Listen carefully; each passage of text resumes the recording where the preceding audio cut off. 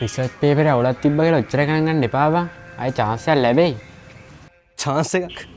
දවස් ගානක් තිස්සේ රෑත් දාලා නැතුව වැඩ කරේ බං මේකට. උඹ හොඳටම දන්නවලා අයියා මේකේ තියෙන බරපතලකම.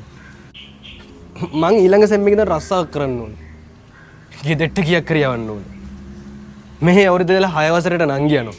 අඩු ගානේ ඒකිගේ අයියා විදිහට මං ඒකට පෑන පොතක් කරන් දෙන්න ඕනේ. උඹ හොඳටම දන්නවලා අයියා මායි බයි මේකේ ගහන රෝල.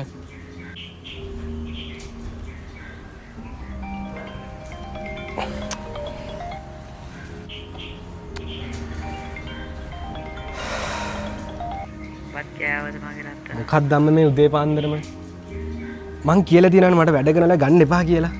මට මේ වෙලාවේ කතා කරන්න බෑ. තේරෙන්නේ නැද්ද? මගේ පුතා කාලල් බලන්න මං කෝල් කරේ. අනේ අම්මේ මං දැන් පොඩි එකෙක් නෙමෙයි. මං කෑවද බිව්වද හොයන්න. මට වද දෙන්න එපා අම්මේ. මනු මොකද මේ? අම්මට කොහොම කතා කරන්න එපා මනු. ඔයාට තේරෙන්නේ නැහැ නේද මං ඉන්න ප්‍රෙෂර් එක.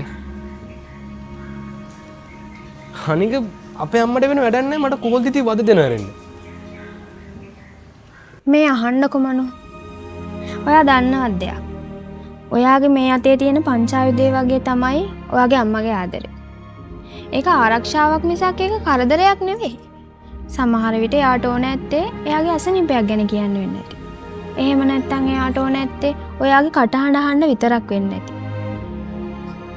මට නම් මගේ අම්මා නැති වෙච්ච දවසේ ඉඳලා ආපහු එයාගේ කටහඬ අහන්න තියෙනවා නම් කොච්චර දෙයක්ද කියලා හිතෙච්ච වාර අනන්තයි. ඒ නිසා ඔයාට පසුතැවෙන්නේ නෙවෙයි. අම්මට හැම කතා කරන්න එපා මනු. මං දන්නවා මං ගත්තේ උඩ වැඩ අමාරුයි කියලා. මං අද කැම්පස් එකට ආවා මම සර් හම්බුනා. මං සර්ට කිව්වා මගේ පුතාට එකපාරක් අවස්ථාවක් දෙන්න කියලා. මං ගොඩාක් විස්තර කිව්වාම සර් කැමතියි. උඹට සලකන්න මට වාරුණට මේ ගමට මං බාධාවක් වෙන්නේ නැහැ මගේ පුතේ.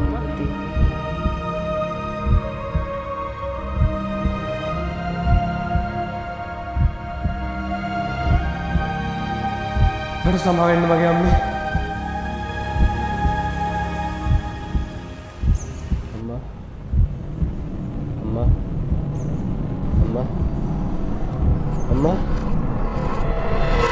අම්මා ඔයි මනුල මොකද බං?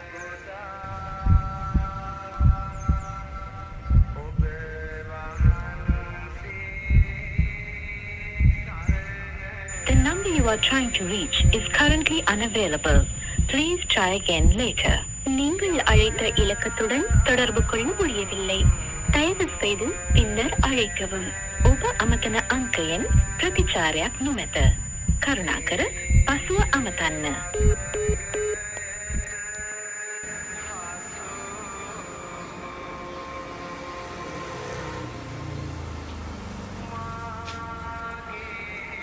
මනු මොකද මෙතන කරන්නේ? ලෙක්චර් එකට යන්නේ නැද්ද? ඔයාට දාඩියක් දාලා මොකක් හරි ප්‍රශ්නයක්ද? ලයියා ඔබත් මෙතනද? යන් ලෙක්චර් එකට යන්න.